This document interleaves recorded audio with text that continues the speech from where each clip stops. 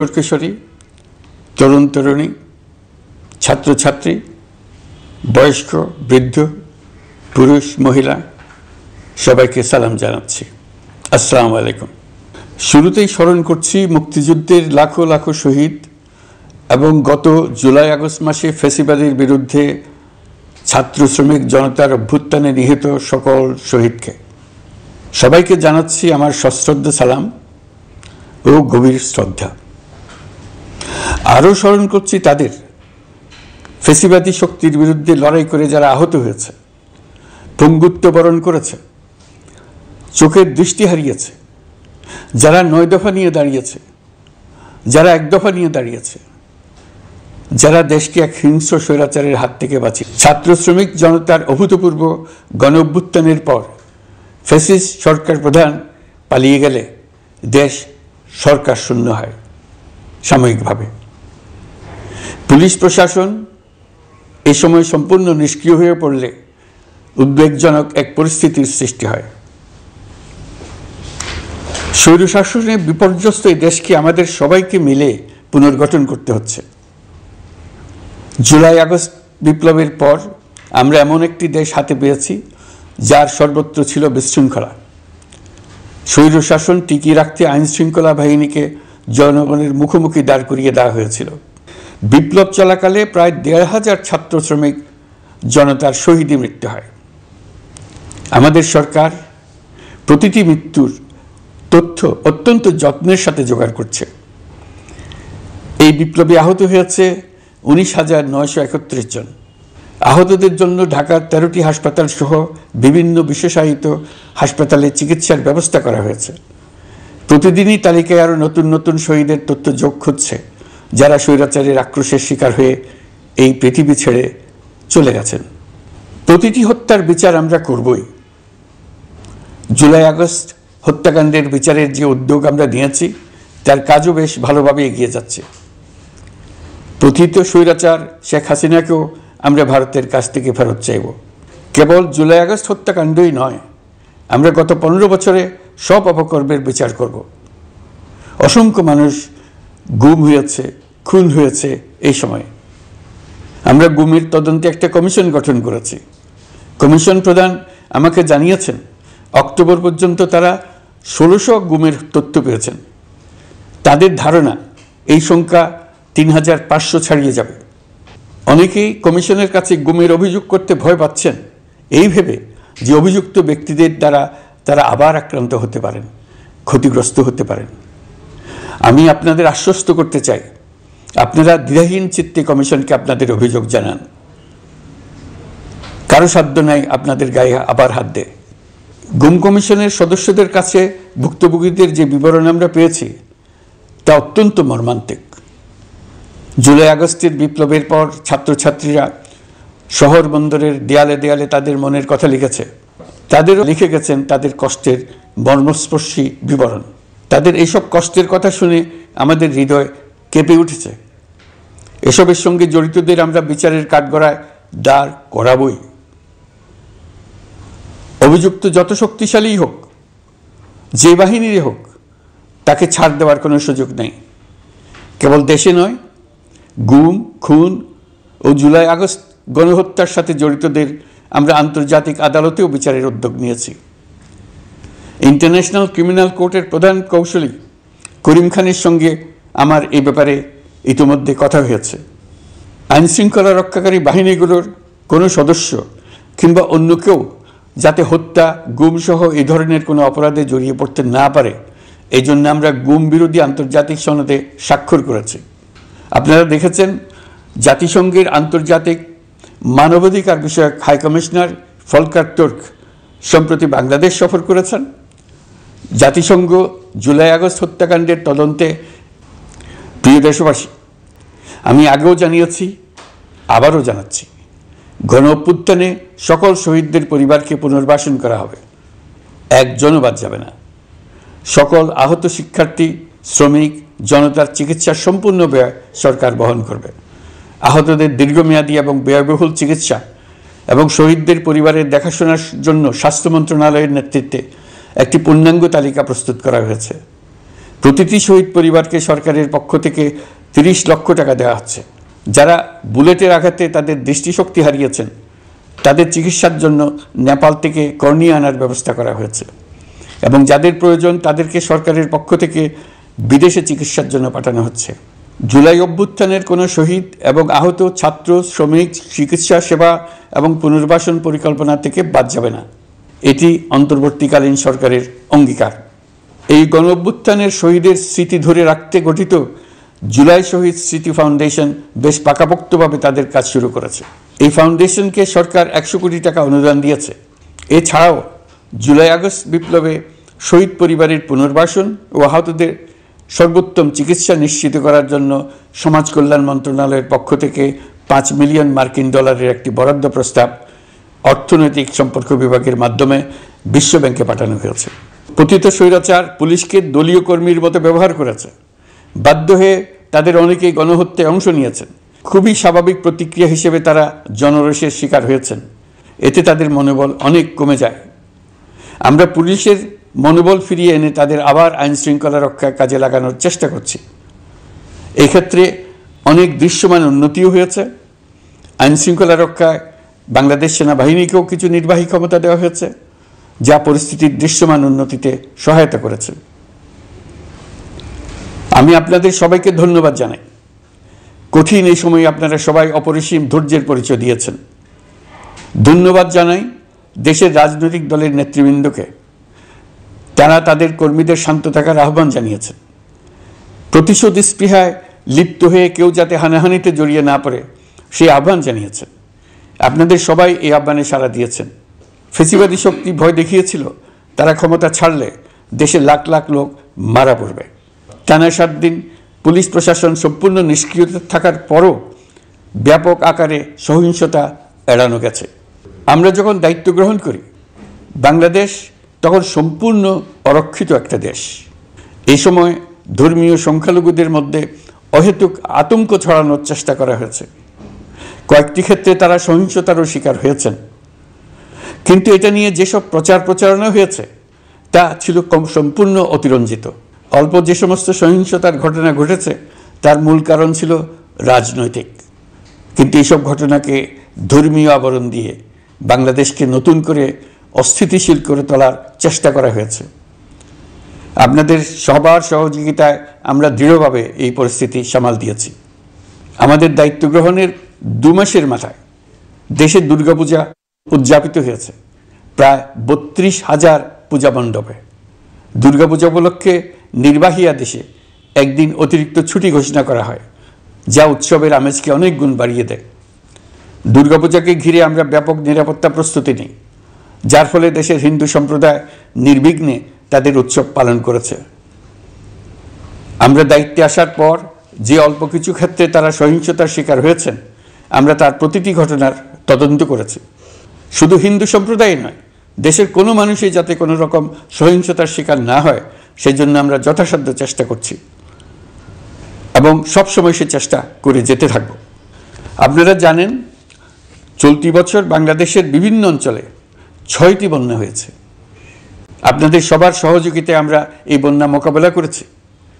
বাংলাদেশের দেশপ্রেমিক সশস্ত্র বাহিনী বন্যা মোকাবেলায় জনগণের সাথে কাঁধে কাঁধ মিলিয়ে কাজ করেছে। বন্যা মোকাবেলা ও বন্যা পরবর্তী পুনর্বাসনের লক্ষ্যে বিশ্বব্যাংকের $250 মিলিয়ন অনুদান এবং স্থানীয় অনুদানের মাধ্যমে 100 কোটি টাকারও বেশি অর্থ সংগ্রহ করা হয়েছে। বন্যার ফলে অনেক জায়গায় ফসলহানি হয়েছে, ব্যাহত হয়েছে পণ্য সরবরাহ শৃঙ্খল। বন্যা পরবর্তী সময়ে বাজারে শাকসবজি সহ নিত্য প্রয়োজনীয় পণ্যের দাম বেড়েছে, ফলে আপনাদের কষ্ট হয়েছে। নিত্যপণ্যের দাম সহনীয় পর্যায়ে রাখতে আমরা যথাসাধ্য চেষ্টা করছি। বাজারে ডিমের সরবরাহ বাড়ানোর জন্য আমরা 9.5 কোটি ডিম আমদানির অনুমতি দিয়েছি। এই জন্য প্রয়োজনীয় শুল্ক ছাড়ও দেওয়া হয়েছে। বন্যার ফলে চালের উৎপাদন ব্যাহত হওয়ায় চাল আমদানিতে শুল্ক ছাড় দেওয়া হয়েছে। আসন্ন রমজানে নিত্য প্রয়োজনীয় দ্রব্যের সরবরাহ এবং দাম যাতে স্বাভাবিক থাকে এই জন্য সরকারের বিভিন্ন কর্তৃপক্ষ ব্যবসায়ীদের সাথে নিয়মিত বৈঠক করে যাচ্ছে। দ্রব্যমূল্য নিয়ে আমাদের কোনো লুকোছাপা নেই। মূল্যস্ফীতির পূর্ণ তথ্য জনগণের সামনে তুলে ধরা হচ্ছে।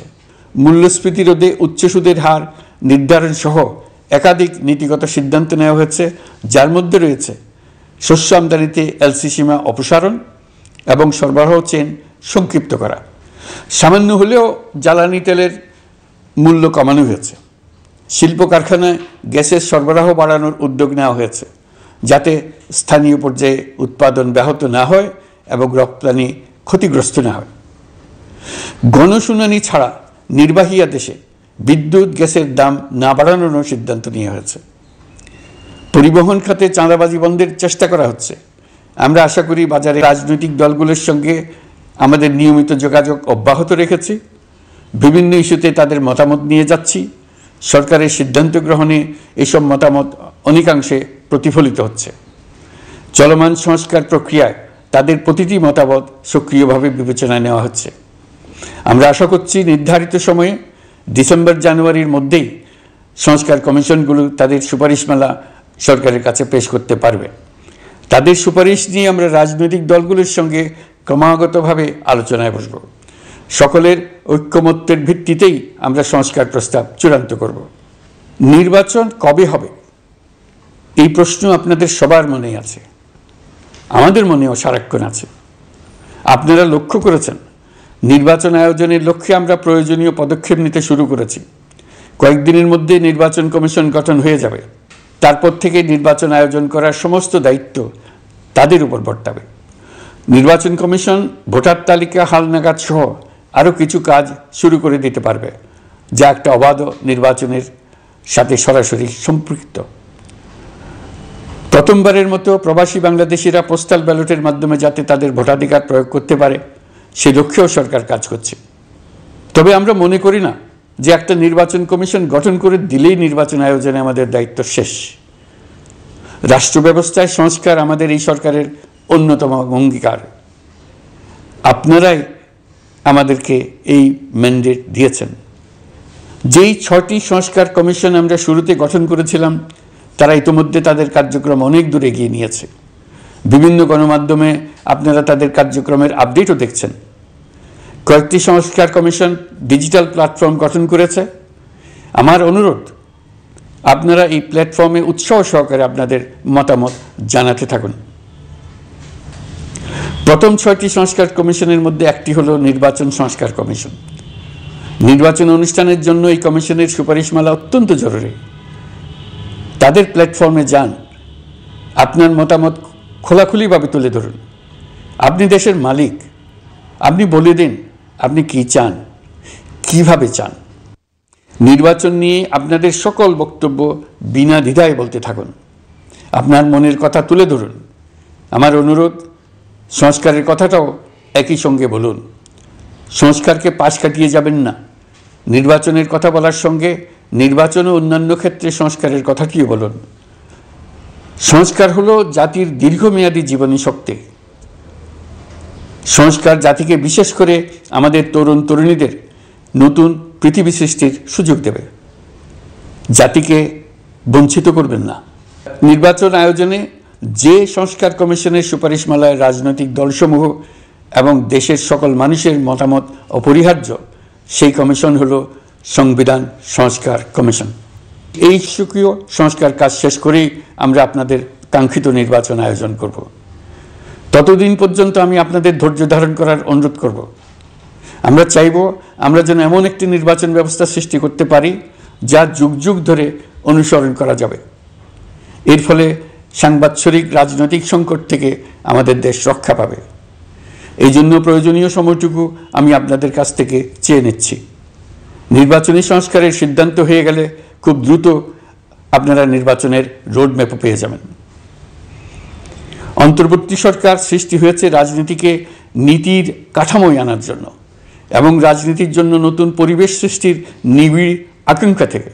এই আকাঙ্ক্ষা পূরণ করা থেকে জাতিকে বঞ্চিত করবেন না। নির্বাচনের ট্রেন যাত্রা শুরু করেছে, এটা আর থামবে না। কিন্তু যেতে যেতে আমাদের অনেকগুলো কাজ সেরে ফেলতে হবে।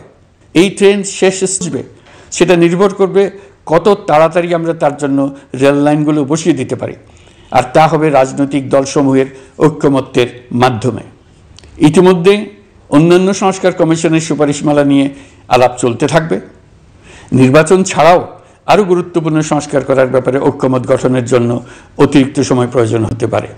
দেশবাসীর কাছে, বিশেষ করে রাজনৈতিক দলগুলির কাছে আমরা ক্রমাগতভাবে প্রশ্ন তুলতে থাকব, কী কী সংস্কার নির্বাচনের আগে আপনারা করে নিতে চান। নির্বাচনের আয়োজন চলাকালীন কিছু সংস্কার হতে পারে। সংস্কারের ব্যবসায়ী, শ্রমিক, কৃষক নির্বিশেষে সবার কাছে আহ্বান জানাচ্ছি। আশা করি আপনারা আমার এই আবেদন গ্রহণ করবেন। দেশে সংগঠিত অন্যান্য অপরাধের বিচার প্রক্রিয়া ত্বরান্বিত করার জন্য দেশের বিভিন্ন জেলায় সহস্রাধিক প্রসিকিউটর নিয়োগ দেওয়া হয়েছে। হাইকোর্টে ইতোমধ্যে নিয়োগ দেওয়া হয়েছে 23 জন নতুন বিচারক। বিচার বিভাগকে ঘুষ ও দুর্নীতিমুক্ত করার জন্য সম্ভব সব ধরনের চেষ্টাই করা হচ্ছে। বিচারপতিদের নিয়মতান্ত্রিক উপায়ে শাস্তিমূলক ব্যবস্থা গ্রহণের জন্য সুপ্রিম জুডিশিয়াল কাউন্সিল পুনর্বহাল করা হয়েছে। শুধু বিচার বিভাগই নয়, সর্বগ্রাসী দুর্নীতির হাত থেকে দেশের সব খাতকেই রক্ষা করতে আমরা সচেষ্ট হয়েছি। দুর্নীতি দমন কমিশন পুনর্গঠনের কাজ প্রায় শেষ পর্যায়ে। দুর্নীতি ও অর্থ পাচারে অভিযুক্ত প্রভাবশালী 150 ব্যক্তির তালিকা তৈরি এবং 79 জনের বিরুদ্ধে অনুসন্ধান শুরু হয়েছে। 15% হারে আয়কর পরিশোধ করে অপ্রদর্শিত পরিসম্পদ অর্থাৎ কালো টাকা সাদা করার বিধান বাতিল করা হয়েছে। সরকারি কার্যক্রমকে গতিশীল করতে বিভিন্ন পর্যায়ের 19,084 জন কর্মকর্তা কর্মচারীকে পদোন্নতি, 13,429 জনকে বদলি এবং 12,636 জনের বিরুদ্ধে শাস্তিমূলক ব্যবস্থা গ্রহণ করা হয়েছে। গুরুত্বপূর্ণ নীতি নির্ধারণী সিদ্ধান্ত গ্রহণ করা হয়েছে। ছাত্রছাত্রীদের দাবি মেনে ইতিমধ্যে সরকারি চাকরির বয়সসীমা 32-এ উন্নীত করা হয়েছে। আমরা জানি আমাদের কাছে আপনাদের আরও অনেক দাবি দেওয়া আছে। দীর্ঘদিনের অপশাসন, অত্যাচার, অনাচারের ফলে আপনাদের মনে অনেক ক্ষোভ পঞ্জীভূত হয়েছে। দেশে বাক স্বাধীনতা না থাকায় আমরা কেউ আমাদের মতামত, দাবি দেওয়া প্রকাশ করতে পারিনি। আমরা আপনাদের প্রতিটি দাবির প্রতি সহানুভূতিশীল। আমরা ধৈর্য সহকারে আপনাদের কথা শুনতে চাই, কিন্তু সেজন্য আপনারা সড়ক অবরোধ করে জনদুর্ভোগ সৃষ্টি করলে আমাদের সকলেরই অসুবিধা হয়। আমাদের একান্ত অনুরোধ, আপনারা নির্দিষ্ট চ্যানেল মেনটেন করে আপনাদের দাবি দেওয়া পেশ করবেন। আমাদের বৃহৎ রপ্তানি পণ্য গার্মেন্টস শিল্পে গত কিছুদিন ব্যাপক অস্থিরতা বিরাজ করছে। ফ্যাসিস্ট সরকারের সুবিধাভোগী বেশ কিছু গার্মেন্টস মালিক পালিয়ে যাওয়ায় শ্রমিকদের বেতন ভাতা নিয়ে অনিশ্চয়তা তৈরি হয়েছে ছিল। শ্রমিকরা তাদের দীর্ঘদিনের বঞ্চনার প্রতিবাদ জানাতে এবং অনিশ্চয়তা থেকে মুক্তি পেতে রাস্তায় নেমে আসে। আমরা তাদের কথা শুনেছি, তাদের আলোচনার টেবিলে নিয়ে আসতে পেরেছি। আমরা অত্যন্ত আনন্দিত যে মালিক শ্রমিকের মধ্যে 18 দফার একটা ব্যাপক ভিত্তিক চুক্তি স্বাক্ষরিত হয়েছে। বড় ধরনের কোনো সহিংসতা ছাড়াই আমরা শ্রমিক অসন্তোষ নিরসন করতে পেরেছি। তারা আবার উৎপাদনে ফিরেছে। এতে প্রাণ ফিরে পেয়েছে বাংলাদেশের রপ্তানিমুখী এই শিল্প। নানা প্রতিকূলতা সত্ত্বেও অক্টোবর মাসে আমাদের রপ্তানিতে প্রবৃদ্ধি হয়েছে প্রায় 21%। আমরা যখন কাজ শুরু করেছি দেশের অর্থনীতি ছিল বিপর্যস্ত, বৈদেশিক মুদ্রার রিজার্ভ ছিল তলানিতে। আসার কথা, এই রিজার্ভ পরিস্থিতি এখন উন্নতির পথে। গত 3 মাসে রিজার্ভে কোনো রকম হাত না দিয়েই আমরা প্রায় $2 বিলিয়ন বৈদেশিক ঋণ শোধ করতে পেরেছি। জ্বালানি তেল আমদানিতে পুঞ্জীভূত বকেয়ার পরিমাণ $478 মিলিয়ন হতে কমিয়ে $160 মিলিয়ন আনতে পেরেছি। অর্থনীতি পুনরুদ্ধারে আমরা সর্বাত্মক চেষ্টা চালিয়ে যাচ্ছি। বিশ্বব্যাংক, IMF সহ বিভিন্ন দাতা সংস্থা ইতিমধ্যে ঋণ ও অনুদান হিসেবে $8 বিলিয়ন দেওয়ার প্রতিশ্রুতি দিয়েছে, যা আমাদের ভঙ্গুর অর্থনীতিকে সচল করতে সক্ষম হবে। পতিত সরকার আমাদের জন্য যে ভঙ্গুর অর্থনৈতিক পরিস্থিতি রেখে গিয়েছে, তাতে রাজস্ব আদায়ে গতি আনতে হিমশিম খেতে হচ্ছে জাতীয় রাজস্ব বোর্ডকে। এর মধ্যেও জুলাইয়ের নেতিবাচক অবস্থা থেকে অক্টোবর নাগাদ রাজস্ব আদায়ে 9.9% প্রবৃদ্ধি অর্জিত হয়েছে। আগের অর্থ বছরের সংশোধিত বাজেটে বিপুল রাজস্ব ঘাটতি ছিল, যে কারণে এবার শুরু থেকেই রাজস্ব আদায়ের লক্ষ্যমাত্রা অনেক বেড়ে যায়। এর ফলে স্বৈরাচার পতনের পরবর্তী 3 মাসে 9.9% রাজস্ব বৃদ্ধির পরেও লক্ষ্যমাত্রার বিপরীতে 23%-এর বেশি ঘাটতি থেকে যায়। রাজস্ব আদায়ের গতি আনতে আমি এখন অনলাইনে আয়কর রিটার্ন জমা দিতে উৎসাহিত করছি। আন্তর্জাতিক সাহায্য সংস্থা বিশ্বব্যাংক, IMF, UNDP ইত্যাদি প্রধানদের সঙ্গে আমার দীর্ঘ বৈঠক হয়েছে। তারাও বাংলাদেশকে নতুনভাবে এবং সর্বাত্মকভাবে সাহায্যের জন্য তাদের আগ্রহ ব্যক্ত করেছেন। চীনের পররাষ্ট্রমন্ত্রীর সঙ্গে একান্ত বৈঠকে চীনের পক্ষ থেকে যাবতীয় সাহায্যের আশ্বাস দিয়েছেন। 100 দিন আগে আর্থিক দিক থেকে আমরা যে লণ্ডভণ্ড অবস্থা থেকে যাত্রা শুরু করেছিলাম সেটা এখন অতীত ইতিহাস হয়ে দাঁড়িয়েছে। এই 100 দিনে অর্থনীতি সবল অবস্থানে চলে আসছে। এটা সম্পূর্ণ নিজস্ব নীতিমালা দিয়ে হয়েছে। বলা বাহুল্য, এখনও আমাদের বন্ধুদের কাছ থেকে যে সাহায্যের আয়োজন হয়েছে তা আসা শুরু করেনি। বন্ধু রাষ্ট্রগুলো শুধু যে আমাদের বড় বড় অঙ্কের সাহায্য দিয়ে আসছে তাই নয়, তারা এই সাহায্য দ্রুততম সময়ে আসা শুরু করবে এই প্রতিশ্রুতিও আমাকে দিয়েছেন। এই সাহায্য আসা শুরু করলে আমাদের অর্থনীতি অত্যন্ত মজবুত এবং আকর্ষণীয় অর্থনীতিতে পরিণত হবে। বিদেশি বিনিয়োগকারীরাও নানা রকম বিনিয়োগে উৎসাহিত হয়ে এগিয়ে আসবে। বিনিয়োগকারীদের সঙ্গে এখন থেকে আমরা আলোচনা শুরু করে দিয়েছি। বিশ্বের রাষ্ট্রপুঞ্জের মজলিসে আমরা এখন সম্মানিত এবং প্রশংসিত দেশের অবস্থানে পৌঁছতে পেরেছি। এর কারণে পরাজিত শক্তি নানা কৌশল করেও তাদের দিকে দৃষ্টি আকর্ষণ করতে পারছে না। তারা নানা চেহারা নিয়ে আপনাদের প্রিয়পাত্র হবার চেষ্টা করছে। পরাজিত শক্তির ষড়যন্ত্র থেকে নিজেকে মুক্ত রাখুন, দেশকে মুক্ত রাখুন। এই ব্যাপারে অনড় থাকুন। এমন কিছু করবেন না যা তাদেরকে উৎসাহিত করতে সাহায্য করে। তাদেরকে সকল দিক থেকে নিরাশ করুন। সেটা নিশ্চিত করতে পারলে আমাদের আর কোনো বিষয়ে সংশয় করার প্রয়োজন নেই। সরকারের পক্ষ থেকে আমি নিশ্চয়তা দিচ্ছি, সকল প্রকার সীমাবদ্ধতা সত্ত্বেও আমরা আপনাদেরকে একটা মজবুত অর্থনীতি দিয়ে যাব। ভবিষ্যতে চলার পথকে সহজগম্য করে যাব। নাগরিক অধিকারসমূহ নিশ্চিত করে যাব। বিপক্ষ শক্তি যত শক্তিশালী হোক, নাশকতা সব কিছু নস্যাৎ করার জন্য প্রস্তুত থাকুন। এবার যে মুক্তি আমরা অর্জন করেছি তা আমাদের কাছ থেকে কেউ যেন ছিনিয়ে নিতে না পারে, তার জন্য সর্বমুহূর্তে প্রস্তুত থাকুন। আপনারা জেনেছেন পতিত সরকার ও তার দোসররা প্রতি বছর দেশ থেকে 12 থেকে 15 বিলিয়ন ডলার পাচার করেছে। দুর্নীতি বিরোধী সংস্থা ট্রান্সপারেন্সি ইন্টারন্যাশনাল বাংলাদেশ সম্প্রতি এই তথ্য দিয়েছে। সচিব সহ বিশ্বের অনেক দেশের সরকার প্রধানের সঙ্গে আমার বৈঠক করার সুযোগ হয়। সচিব সহ বিশ্বের অনেক দেশের সরকার প্রধানের সঙ্গে আমার বৈঠক করার সুযোগ হয়। তারা স্বতঃস্ফূর্তভাবে আমাদের প্রতি সর্বাত্মক সহযোগিতা প্রদানের অঙ্গীকার ব্যক্ত করেছেন।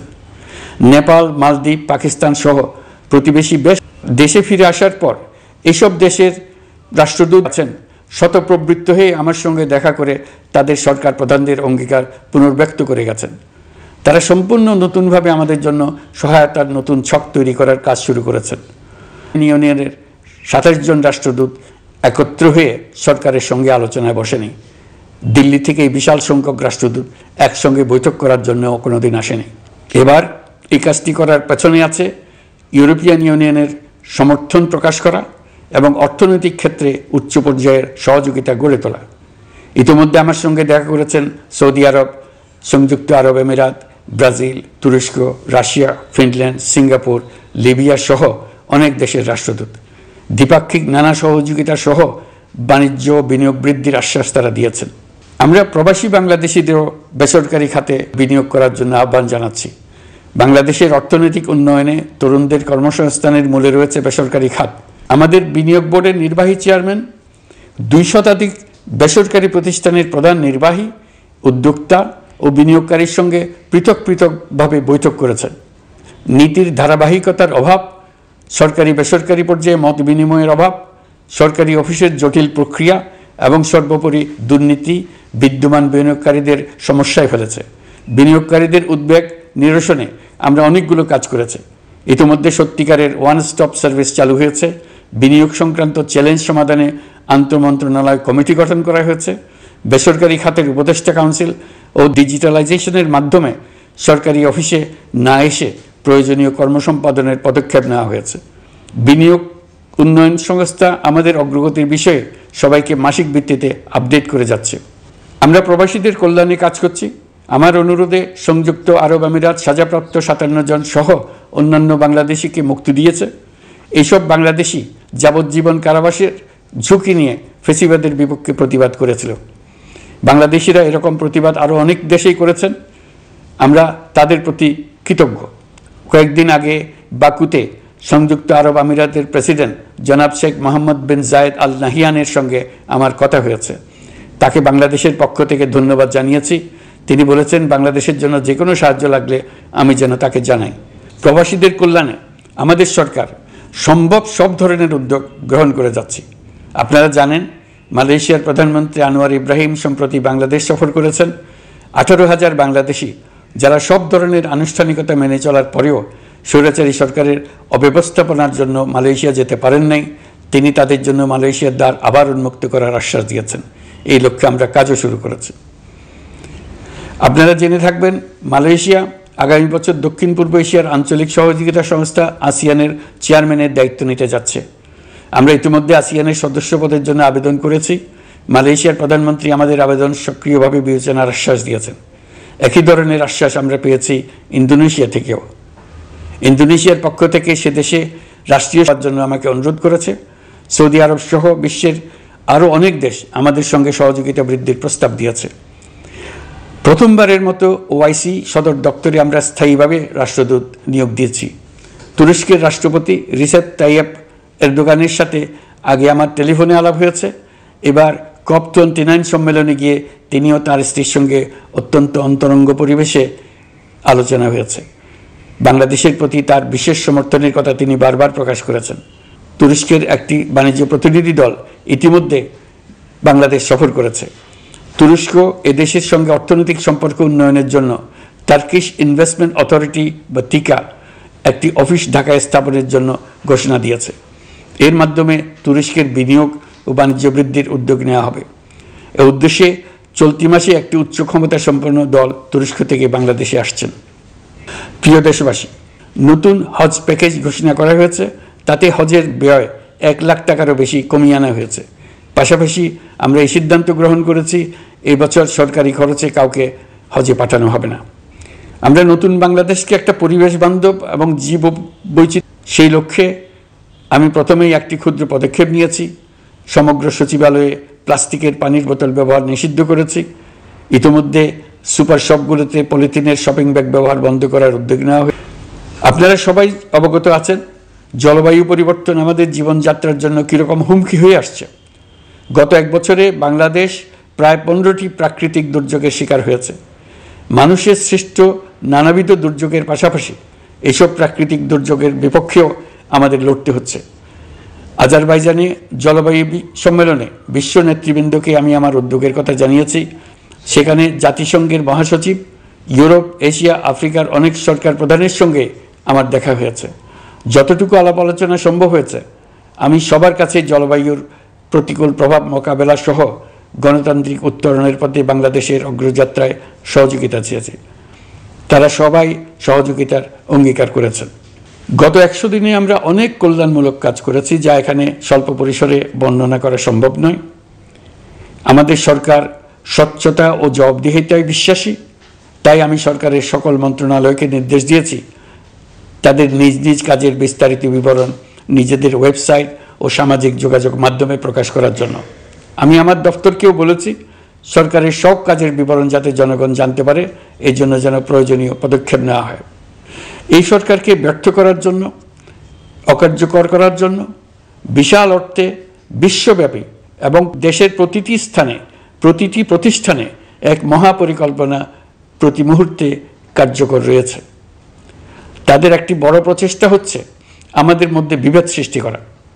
পতিত সরকারের নেতৃবৃন্দ যারা এদেশ থেকে বিপুল পরিমাণ অর্থ পাচার করে নিয়ে গেছে, সেই অর্থে বলিয়ান হয়ে তারা দেশে ফিরে আসার জন্য চেষ্টা করে যাচ্ছে। তাদেরকে কিছুতেই সফল হতে দেবেন না। তারা সফল হওয়া মানে জাতির মৃত্যু, জাতি হিসেবে আমাদের অবসান। সাবধান থাকুন। তাদের সকল হীন প্রচেষ্টাকে আমাদের ঐক্যের মাধ্যমে নস্যাৎ করে দেন, যেভাবে নস্যাৎ করেছিলেন তাদের বন্দুকের গুলিকে, তাদের আয়নাঘরকে, প্রতি পায়ে তাদের অনাচারের শিকলকে। এ ব্যাপারে সবাই একমত থাকুন, ঐক্যবদ্ধ থাকুন। আপনারা সবাই ভালো থাকবেন। দেশের সকল শিশু, কিশোর কিশোরী, তরুণ তরুণী, ছাত্রছাত্রী, বয়স্ক, বৃদ্ধ, পুরুষ, মহিলা সবাইকে আমার সালাম জানাচ্ছি। আসসালামু আলাইকুম। মহান আল্লাহ আমাদের সহায় হন। খুদা হাফেজ।